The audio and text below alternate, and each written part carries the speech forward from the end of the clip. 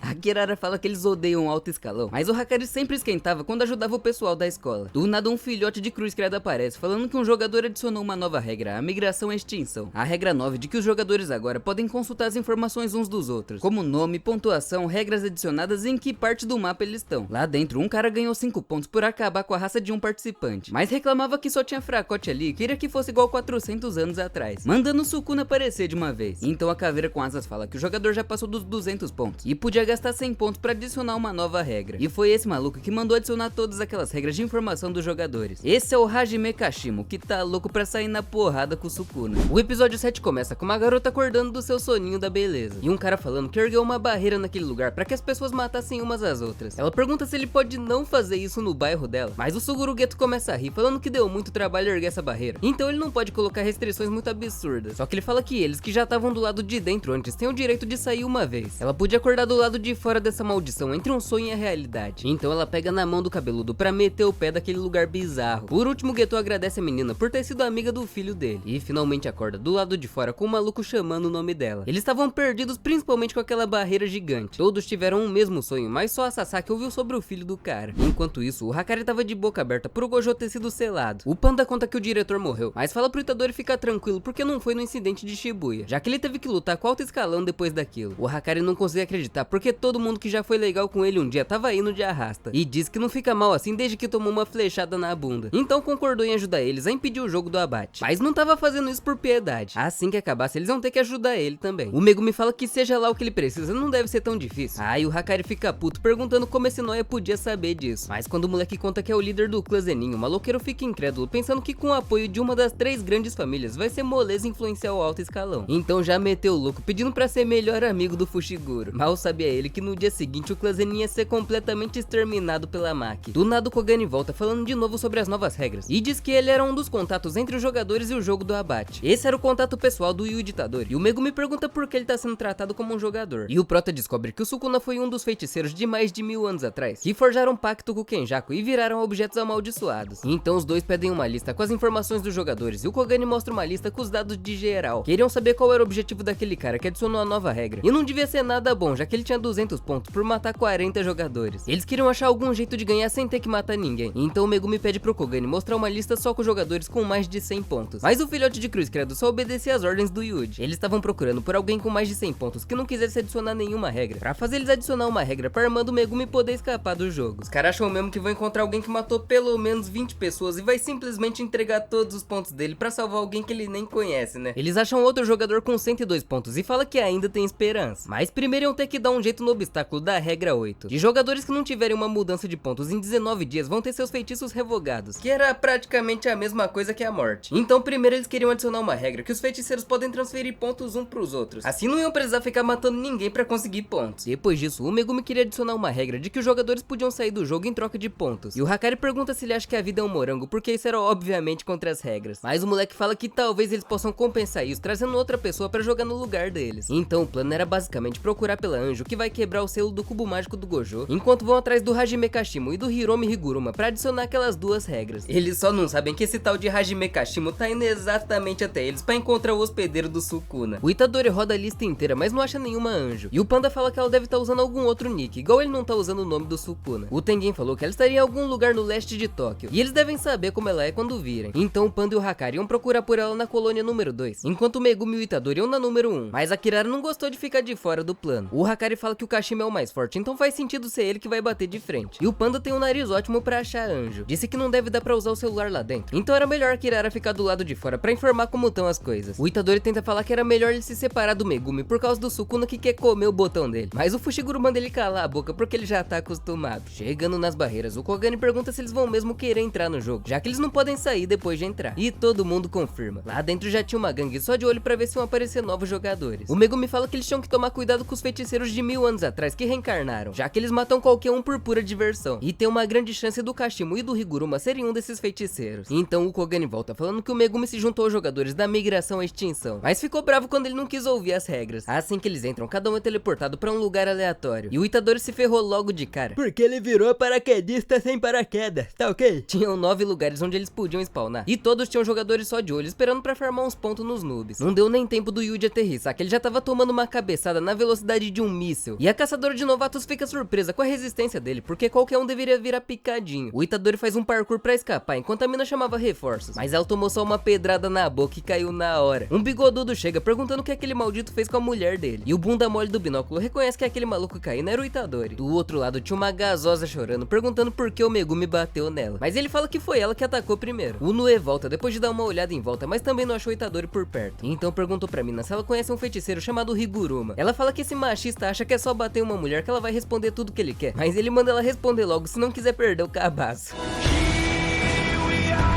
E ela fala que já entendeu tudo quando o Megumi queria saber onde estava o feiticeiro com mais de 100 pontos. Do outro lado, o Itadori continuava com o parkour de Taubaté e puxou o pé do cabeça de hélice, arrastando a cara dele de uma ponta a outra do prédio. Passou bem no meio da hélice na hora certa pra não virar carne moída, mas foi mandado pra longe pelo vento do velho, que voava atrás dele com aquela cabeça de helicóptero ridícula. O Yuji dá uma bendada com os dois pés na cara do velho e aterrissa em um prédio, e corre lá pra dentro pra impedir aquele doente de se locomover direito. Ficou esperando lá dentro até que o maluco entrou destruindo tudo e gritando que vai transformar ele em paçoca, mas o Itadori dá só um porradão no coco que dá um curto-circuito no cérebro do coroa. As hélices quebram e ele sai batendo de cara na parede igual um mosquito depois de dar uma cheirada no inseticida. O Prota ainda corta o punho e o Marmanjo começa a rir falando que agora ele já era, mas tomou só uma bicuda nas preciosas e desmaiou na hora. Essa aí até eu senti, cê é louco. Do outro lado, a menina fala que pode mostrar o caminho pro Megumi se ele aceitar virar o cavaleiro dela, ou seja, tinha que proteger ela com a própria vida. E o moleque fala que aceita se ela estiver falando a verdade. O Itadori tentava acordar o velho pra perguntar do Higuruma, mas o mano da vigia vai lá, fala que ele conhece esse tal Higuruma. O Megumi pergunta se a mina sabe o que vai acontecer com ela se ela estiver mentindo, já que ele não é igual o Itadori e não se importa de conseguir os 100 pontos por conta própria. E ela manda ele parar de chamar ela de você, porque o nome dela é Remy. O Itadori pergunta como o loirinho sabe o nome dele, mas o Amai-rin fala que o Yuji era famoso como o tigre da escola oeste, então todo mundo conhecia. O Megumi pergunta por que a Remy atacou ele se não é uma feiticeira do passado, e ela conta que não escolheu participar dessa bosta de jogo. Ela já tá ali faz 12 dias, e se não matar ninguém ela que vai morrer. Ele manda ela falar logo onde eles estão indo, mas nada garante que ele não ia passar a peixeira nela depois que ela contasse. O Megumi e o Itadori perguntam ao mesmo tempo onde o Higuruma tava, mas enquanto o Amai fala que ele tá em Ikebukuro, que é uma cidade onde tem bastante suprimentos, a Remy fala que ele tá em Shinjuku. E agora, qual dos dois tá metendo louco? Não é por nada não, mas essa mulher não parece muito confiável não, hein? Se você quer que eu traga o próximo episódio assim que lançar, já arrebenta o botão do like e se inscreve no canal se não for inscrito, pra gente bater 1 milhão de inscritos até o final do ano. Faltam só mais 803 mil, eu acredito. Aproveita pra assistir esse próximo vídeo aí na tela que tá brabo demais. Eu vou ficando por aqui. Valeu e falou. In